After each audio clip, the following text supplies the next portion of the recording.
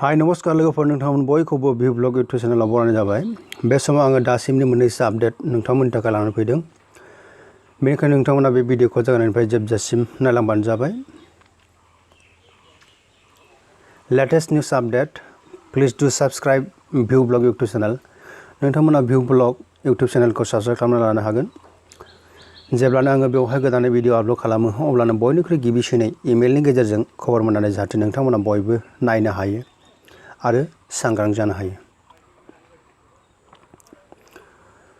लोगोफोर बे समाव नोंथांमोना आंजों लोगोसे से नाम्बाराव नायफानो हागोन। आसामाव करिमगन्जआव सासे आरोबाव कर'ना भाइरास मोनदों, जे जोङो फोथायजाथाव सुलुंनिफ्राय मोनथिनो मोनदों जे आसामनि फाइनान्स मिनिस्टार हेमन्त बिश्व शर्माया जे गावनि टुइटार एकाउन्टआव टुइट खालामना होदोंमोन जे थांनाय हराव जे आसामनिफ्राय आरोबाव सासे करिमगन्जआव कर'ना भाइरास जानाय पजिटिभ टेस्ट मोनबावनाय जाबाय। बङाइगावआव साब्रै मोननायनि उनावनो बेनि एसे उनावनो मोनायावहाय मोननाय जादों, बेखौ जोङो मोनथिनो मोनदों। दासिमाव बे करिमगन्जआव मोननाय व्यक्तिया जाहैबाय जे बियो निजामुद्दिन मार्कासजों सेकेन्डारि कन्टेक्ट थानाय होननानै बुंदों। जे निजामुद्दिन मार्कासाव थांनाय बै सुबुंफोरजों बियो खाथियाव थानाय लोगो लादेरनाय मानसिमोन।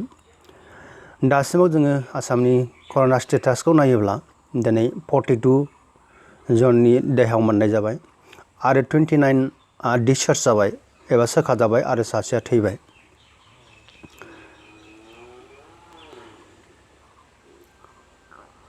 लोगोफोर बे समाव नोंथांमोना आंजों लोगोसे नायफानो हागोन 2 नाम्बाराव गोजाम सराइघाट दलांखौ फाहामगोन।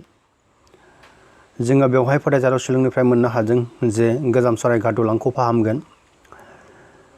Important information traffic movement overall Saraighat bridge, जे दिनै 1 मेनिफ्राय सराइघाट दलांनि जे हान्थिनाय लामा बेखौ गोदान सराइघाट दलांथिं डाइभार्ट खालामनानै होनाय जागोन होननानै बुंदों। बेयो जाहैबाय 1 तारिख 1 मार्च 2020 निफ्राय टु 6 आवार्स माने 6टा बाजिनिफ्राय जागोन, बेखौ जोङो फोथायजाथाव सुलुंनिफ्राय मोननो हादों।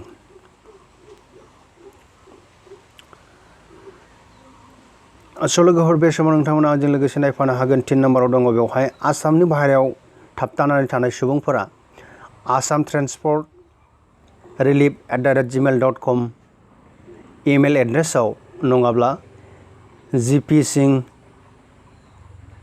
सिं ADGP नि फन नाम्बारावहाय फन खालामनानै आरो हारमित सिं ADGP नियाव फन खालामनानै जे गुबुन गुबुन जायगायावहाय थाबथानानै थानाय सुबुंफ्रा आसामाव फैफिननायनि राहाखौ लानो हागोन।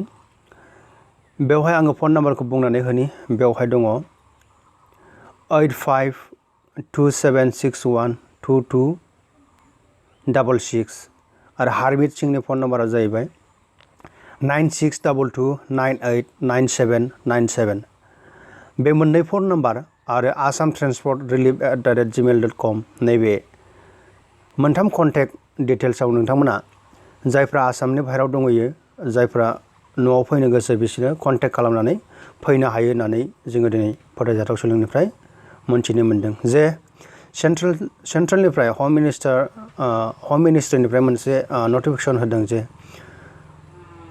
गुबुन गुबुन स्टेटआव थाबथानानै थानाय मानसिफोरखौ गावबा गाव स्टेटआव लांनांगौ होननानै। बेनि उनावनो दिनै आसामावहाय माखासे बेबायदि राहाफोरखौ लानाय जाबाय। सन्जय कुमार कृष्णनआ बे बाथ्राखौ गावनि टुइटार एकाउन्टनि गेजेरजों दिनै बयनोबो फोरमायथिनानै होदों।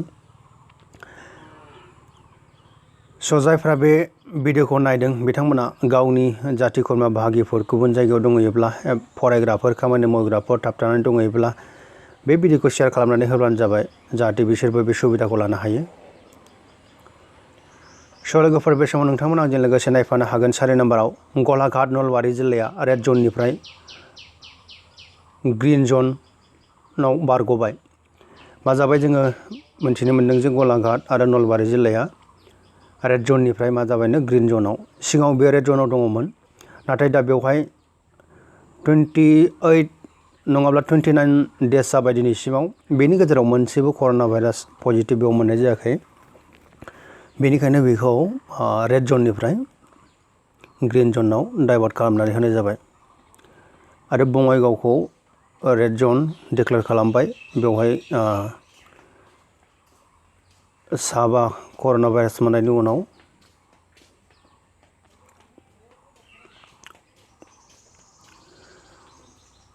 लोगोफोर बे समाव नोंथांमोना आंजों लोगोसे नायफानो हागोन। फार्स्ट नाम्बारावहाय रासियान प्राइम मिनिस्टार मिखाइल मिशुस्टिननि देहायाव कर'ना पजिटिभ टेस्ट मोनदों।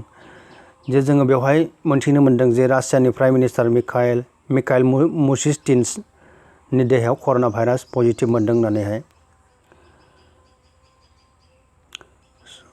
लोगोफोर बे समाव नोंथांमोना आंजों लोगोसे नायफानो हागोन। 6 नाम्बारावहाय कर'ना भाइरासजों थैनायफोरनि मादाव हौवाफोरनि थैनाय हारा बांसिन। जोङो बेयाव फोथायजाथाव सुलुंनिफ्राय मोनथिनो मोनदों जे बे गिथावना कर'ना भाइरासजों थैनाय व्यक्तिफोरनि गेजेराव बयनिख्रुइ बांसिन रुजुनायाव हौवाफोरा थैदों होननानै बुंदों। हिन्जावफोरनि थैनाया बेवहाय एसे खम। मानोना जोङो मिन्थिगौ बे कर'ना भाइरासआ गोबां दावबायनायनि गेजेरजों फैयो होननानै।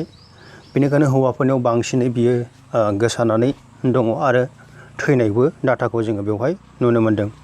आरो बेनि गेजेरनिफ्रायनो जे खमावबो 65 बोसोर बैसोनि सुबुङा बेवहाय बांसिनै थैनायखौ जोङो नुनो मोनदों। जे रुजुनायावहाय 60% हौवाफ्रा थैदों आरो बेनिफ्रायनो बयनिख्रुइ बांसिन बैसोनि जाय सुबुंफोर बिसोरो 65 इयार्सनि बेबादि सुबुङा बांसिनै बेयाव थैदों होननानै जोङो फोथायजाथाव सुलुंनिफ्राय मोननो हादों। लोगोफोर बे बेरामा गिथावना। बेनिखायनो बेनिख्रुइ जोङो बारग'नांगौब्ला बयबो हुसियार जानांगोन, न'आवनो थानांगोन, नांगौनि बांसिन जोङो बाहेरायाव ओंखारनो नांनाय नङा। जाहाथे जोङो नांगौ खामानियावल' बाहेरायाव ओंखारो आरो बेबो ससियेल डिस्टेन्सिंखौ मेनटेन खालामनांगोन। लोगोफोर अब्ला दिनैनि भिडिअ'आ बेखिनियावनो जोब्बाय। नोंथांमोना बे बेरामनिफ्राय बारग'नो थाखाय stay home, stay safe. Thank you for watching this video. Bye bye.